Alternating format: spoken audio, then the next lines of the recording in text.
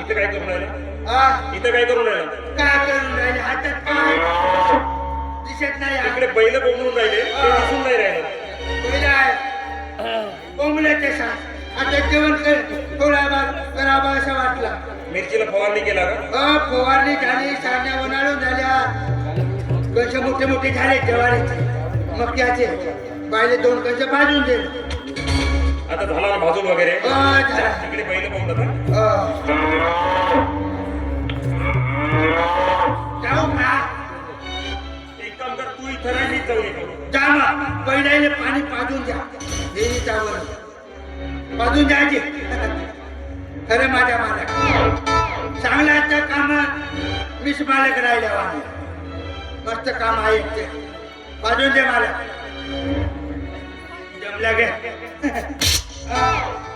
अबे मालक तू आहे का मी आहे? तुम्ही काम कोण करायचे? मी झालं जातो घ्या जा. काय म्हणलो का तू जाणार आहे का नाही सांग. हो जातो घ्या सांगलेलं काम नीट करता येत नाही. तू जाणार आहे का नाही? जातो घ्या जा ना.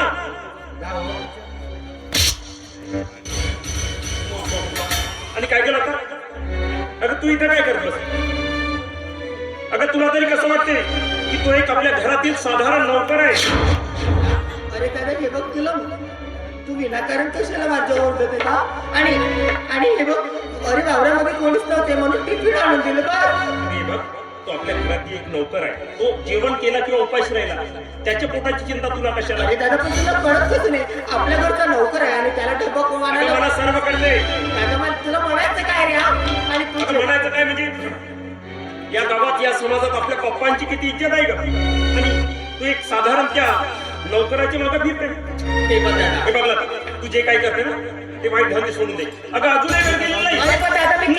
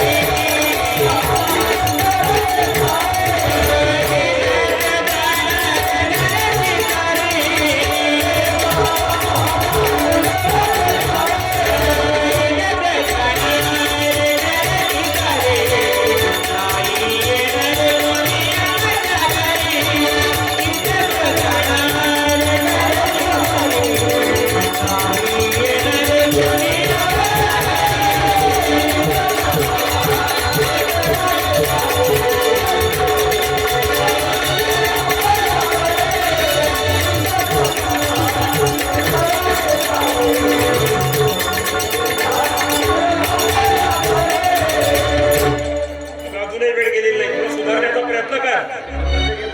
नाही तुझं नाव सांगितलं बघ. पप्पाचे राहिले ना मीच अगोदर तुझं नाव सांगणार आहे. ए मामा विचारा तुमच्या लाडक्या भाचीला.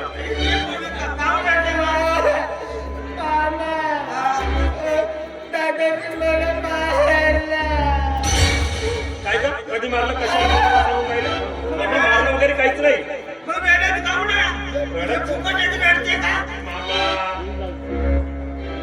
मला काय सांगायचं, तो आपला नौकर नाही का बाड्या, सारखी त्याच्या मागे फिरते.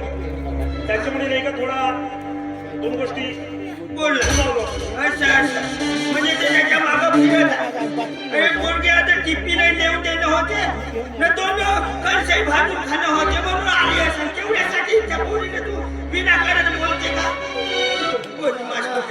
मामा वावरामध्ये आली आणि फक्त टिफिन दिली आणि फक्त 2 ज्वारीचे कंच काढत होती बस तेवढ्यामध्ये आला आणि मला परत जायला दिलं कधी मारला कधी मारला आता माझ्या समोर तू मारासाठी जाताय तर माझ्या मागे मारलाच असशील. ए मामा तुम्ही आहे ना समजून सांगण्याऐवजी आहे ना तिला चढपट्टी देण्याचं काम करून राहिले असं मी कडे चढपटी देता पण नाही का काय आणि तुला तरी समजते का मुलगीला आणखी रागत होती तर अंगणवाडीत फूल चालायला लागली तर आपल्या शाळेमध्ये जायला लागली आणि थोडीशी मोठी झाली तर कॉलेज करत आहे तर काही वाईट धंदे करत आहे का म्हणजे तुमचं म्हणणं असं आहे ती काहीतरी वाईट धंदे केले पाहिजे म्हणजे माझं म्हणणं होय तू शाळा आणि कोणती अडाणी आहे सांगते तर मोठा ए हरकत नाही बाबा तुमची काही सांगण्याची पात्रता नाही आणि तुमची काही लायकी नाही आणि तसं मी काही तुम्हाला आमंत्रण देऊन बोलवलं नाही निघा आलं म्हणजे शांत सांगायला म्हणे मी का म्हणते बाई बाबा कुठं गेला बाबा आरमोरीला गेले आहे आरमोरीला गेला आहे कशासाठी मुलगा पाहिला मुलगा पाहायला गेला आणि तुझ्यासाठी एक काम कर तुझं लग्न यावर्षी ठेवायला लावतो ना बापूला लग्न करायला लाव. ए मामा हे वय झाली तरी अजून तुमचं लग्न झालं नाही अगोदर आपलं लग्न करा नंतर दुसऱ्याच्या लग्नाचा विचार करा म्हणजे तू माझ्या लग्नाची गोष्ट करत हो आहे तुमच्याच लग्नाची असं अरे माझे दात पिकून केस हालत आहे तर मला लग्न कर म्हणते बरोबर टाकत तरी पण नाही झालं तुमचं लग्न नको मुंजारा कुणाला झोपून कोण तुले का आवडे हेच धंदे करत बसा सांगते तर जरा निघा जातो ना. बाय बाई माझी कमीपणा करत आहे कमीपणा नाही तुम्ही जर इथून निघाले नाही ना तर तुम्हाला मी धक्के मारून हाकलून देईन अशा बापू तुझ्या लग्नाला मी अजून धराले नाही येत रे ए हरकत नाही मामा हा. माझ्या लग्नामध्ये आहे ना तुमच्यासारख्या अशा 10 माम्याची नांग लागेल पण मी तुम्हाला बोलवणार नाही असं म्हणजे 10 माम्याची राग लावते तू बापू तुझ्या मायले भाऊ तरी आहेत रे मामा तुम्ही तरी कोणते सख्खे मामा नाहीतर रस्त्याची भिकारडी मामा इकडची म्हणला म्हणे पाय पाय येऊ दे तुझा बाप निघा येऊ दे. जा. तू काय करत बसली का इथं तुझा तो डबानी निघ माझ्या नाही तर मी सांगणार चल निघ